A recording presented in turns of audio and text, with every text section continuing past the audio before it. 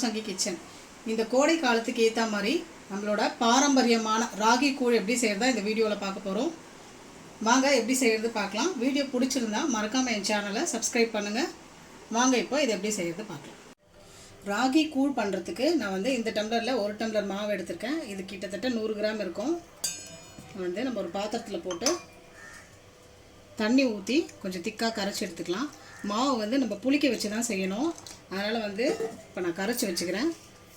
ஒரு 7:30 மணி இருக்கும். இப்போ கரைச்சேன்னா ஈவினிங் இது புளிச்சு வந்துடும். நம்ம கூழ் ஆக்கிக்கலாம்.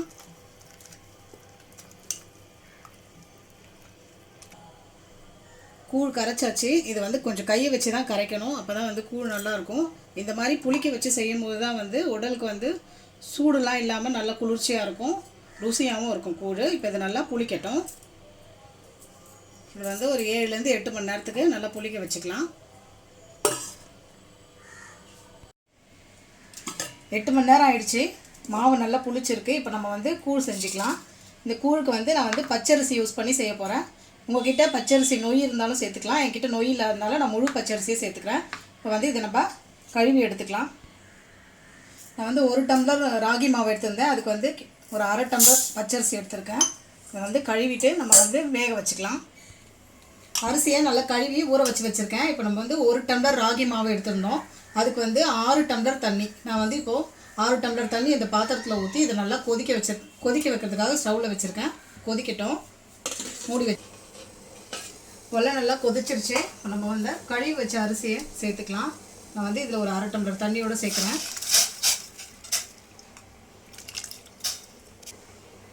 இந்த கூழுக்கு தேவையான அளவுக்கு உப்பு போட்டு வேக வச்சுக்கலாம்.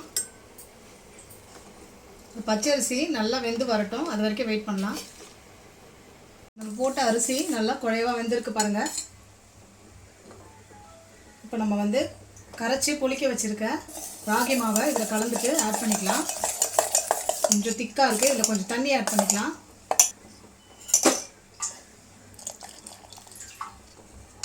ஊற்றிக்கலாம். இது ஊற்றிட்ட உடனே கைவிடாமல் கலந்து விடணும். இல்லைன்னா அடியில் தங்கி அடி பிடிக்க ஆரம்பிச்சிடும். பாருங்க, இப்போவே திக்காக ஆரம்பிச்சிருச்சு.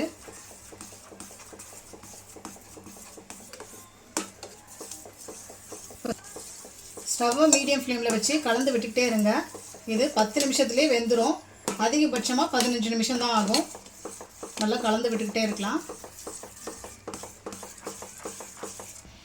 10 நிமிஷம் ஆயிடுச்சுங்க. இப்போ நம்ம ராகி வெந்துருச்சான்னு செக் பண்ணுறதுக்கு கையை இந்த மாதிரி நல்லா ஈரம் பண்ணிவிட்டு தொட்டு பார்த்தீங்கன்னா கையில் இந்த மாதிரி ஒட்டாமல் வரணும். இப்படி ஒட்டாமல் வந்துருச்சு. இப்போ ராகி நல்லா வெந்துருச்சு. கூழ் ரெடி ஆயிடுச்சு. ஸ்டவ் ஆஃப் பண்ணிக்கலாம். இது சூடாக இருக்கும்போது சாப்பிட முடியாது. இது நல்லா ஆறணும். நான் நாளைக்கு காலையில் இது ரெடி ஆனோடனே உங்களுக்கு கூழாக கரைச்சி எப்படி சாப்பிட்றதுன்னு காட்டுறேன். நேற்று நம்ம செஞ்சு வச்ச கூழ் நல்லா ஆறி நல்லா ரெடியாக இருக்குது. இப்போ நம்ம இதை கரைச்சி எப்படி சாப்பிட்றதுன்னு பார்க்கலாம். இப்போ நம்மளுக்கு எந்த அளவுக்கு தேவையோ அந்த அளவுக்கு எடுத்துக்கலாம். இப்போ பாருங்கள், கூழ் எவ்வளோ கட்டியாக இருக்குது. நான் சொன்ன மாதிரி 1 டம்ளருக்கு 7 டம்ளர் தண்ணி. நம்ம கொதிக்க வைக்கும் போது 6 டம்ளர் ஊற்றிடணும். அப்புறம் அரிசி போடும்போது மாவுக்கு கட்டியாக இருக்குன்னு கரைச்சதுக்குன்னு ஒரு 1/2 டம்ளர் சேர்த்து 7 டம்ளர் தண்ணி ஆட் பண்ணிடணும். அந்த அளவு தண்ணி வச்சிங்கன்னா தான் இந்த அளவுக்கு கட்டியாக இருக்கும். நம்ம கூழ் செய்யும் போதும் உப்பு போட்டிருந்தோம். இப்போ கரைக்கிறதுனால இதுக்கு கொஞ்சமாக உப்பு சேர்த்துக்கலாம். கல் உப்பு போட்டுக்கோங்க, அப்போ தான் டேஸ்ட்டாக இருக்கும். இந்த கூழை கட்டியாக இருக்கும் போதே இது கூட எண்ணெய் கத்திரிக்காய் குழம்பு, கருவாட்டு மொச்சக்கொட்டை குழம்பு அதெல்லாம் வச்சு சாப்பிட்டிங்கன்னா நல்லா டேஸ்ட்டாக இருக்கும். நீங்கள் தண்ணி அதிகமாக வச்சிட்டாலும் தப்பு இல்லை. இது நல்லா உப்பு போட்டு நல்லா கையால் தான் கலக்கணுங்க. கையை நல்லா சுத்தம் பண்ணிவிட்டு இந்த மாதிரி கையில் நல்லா கலந்து விட்டுக்கலாம்.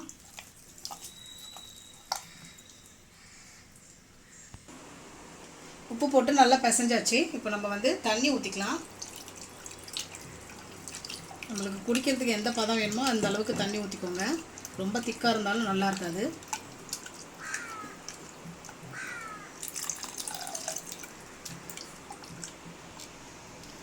இந்த அளவுக்கு கரைச்சாச்சு. இப்போ இதை குடிக்கிற பாத்திரத்தில் மாற்றிக்கலாம். கூழ் கரைச்சாச்சு. இப்போ இது மேலே தயிர் சேர்த்துக்கலாம். கூடவே நல்லா பொடியாக கட் பண்ணி வச்சுருக்க வெங்காயம்,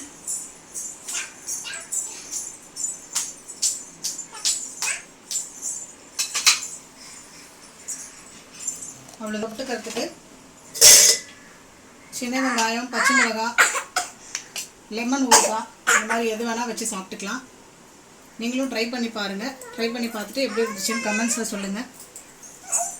இந்த வீடியோ பிடிச்சிருந்தா என் சேனலை சப்ஸ்கிரைப் பண்ணுங்கள், லைக் பண்ணுங்கள், ஷேர் பண்ணுங்கள். தேங்க்யூ.